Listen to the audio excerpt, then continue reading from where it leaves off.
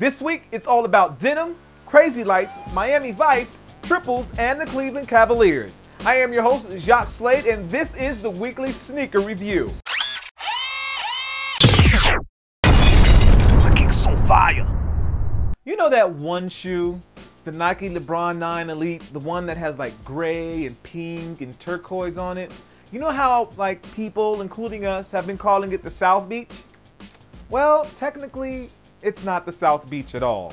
Jason Petrie and Leo Chang, the designers of the Nike Basketball Elite series, have been making their rounds to the different blogs and media outlets and actually talking about the shoe. And this is what they actually had to say about the South Beach nickname.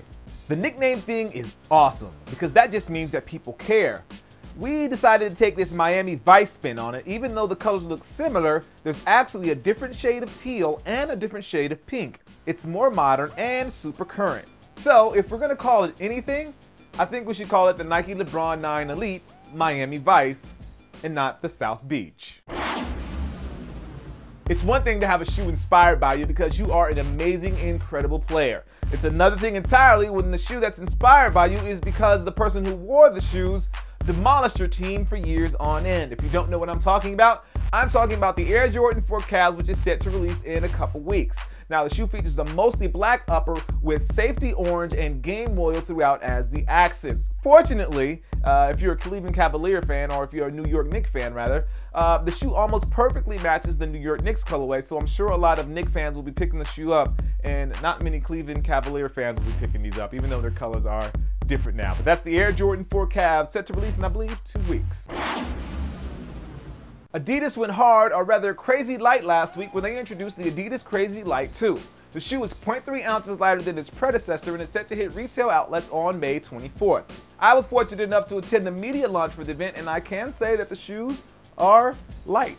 One of the major improvements that they've made to the shoes is that they've added more rubber to the outsole so that you can actually play in these outside. Another thing that they've done is they've slimmed down the model so it fits closer to your foot. I've had the chance to play in them a couple times and they do feel good. I can assure you of that. Now, the model is set to release again on May 24th. It'll be priced at $140 and it will release in 4 colorways, including the electric colorway that we saw Baylor rocking during March Madness.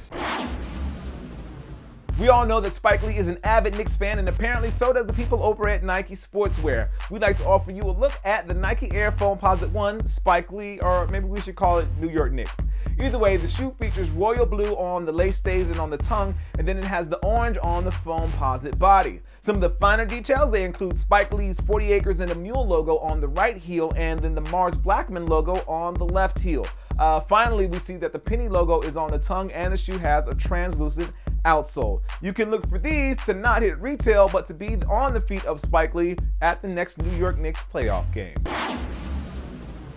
At number 1, I want to give a big thank you to the folks over at Nike Basketball. Last week, I received the Nike Basketball Elite Series Epic Pack, which basically contained the Elite away versions of the Kobe 7, the LeBron 9, and the Nike Hyper Dunk.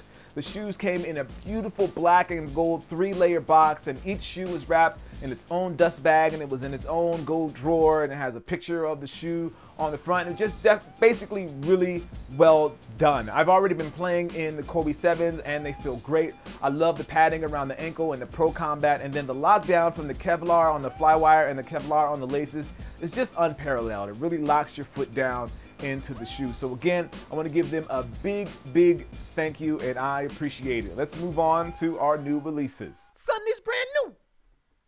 This is quickly becoming my favorite part of the show. We talk about new releases, and the things that are happening for this weekend, which is May 5th, Saturday, are the Nike Sportswear Playoff Denim Pack. Now, this includes the Nike Air Force 1 and the Dunk High. The Air Force 1 will be priced at $90, and the Dunk is going to be priced at $85. Next on the list, we have the Air Jordan 11 Low in white, varsity red, and black. Priced at $140. I definitely like this model. I like the white patent leather, and these look like they're going to be perfect for the summertime. Finally, we have a quick strike from Jordan Brand, which is the Air Jordan 1 High Strap. These are premium models in canvas and in patent leather, and they're going to retail for $150. But in addition to these, there are some other releases that are happening. There's also the Elite, the Nike Elite, which is releasing, and then there's also the Roshe Run, which is releasing. Now, all of the shoes that I just talked about, they're all available down at Mr. R Sports Sports in Miami, and they all release on Saturday, which is May 5th. Now, if you can't make it down to Mr. R Sports, just give them a call. The number is 305-534-1253, and let them know that Kicks on Fire sent you.